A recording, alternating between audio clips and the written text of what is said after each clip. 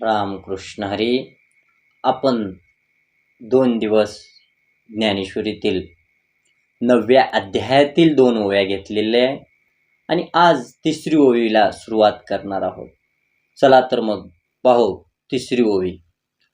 काजे लळयाचे लळे सरती, मनोरथांचे मनोरथ पुरती, जरी माहेरे श्रीमंते होती तुम्हायसे.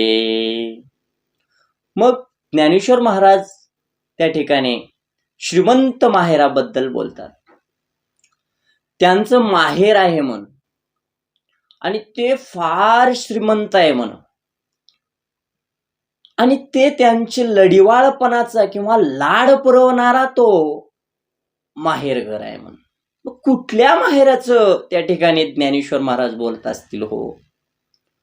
ज्ञानेश्वर महाराजाचं नेमकं माहेर कुठं आहे मग?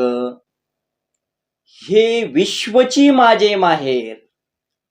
ज्ञानेश्वर महाराज एका ओळीमध्ये म्हणतात, हे विश्वाला माहेर मानलेलं आहे. हे विश्व काय तर माझं माहेर आहे म्हणून सांगतात महाराज. साधं नाहीये, विश्वाला माहेर मानले म्हणूनच या जगाची आई बनले. ज्ञानेश्वर महाराज साधेसुधे नव्हते. अहो, आम्ही कुणाला तरी आपलं मानलं पाहिजे तेव्हा ते आम्हाला आपलं मानतात.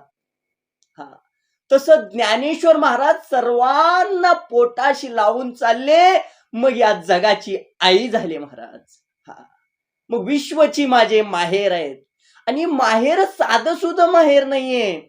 हे माहेर फार श्रीमंत आहे आणि या माहेरात माझे सर्व लाड पुरे होतात किंवा माझे लाड पुरवत हे माहेर. आणि या माहेराबद्दल 3ऱ्या ओळीमध्ये बोलतात ज्ञानेश्वर महाराज. सुंदर असं चिंतन आहे या ओळीवर महाराज. पण व्हिडिओ जे बनवत आहे आम्ही, हे मोठं व्हिडिओ होतो म्हणून आपल्याला थोडस त्या ठिकाणी चिंतन करायचं आहे.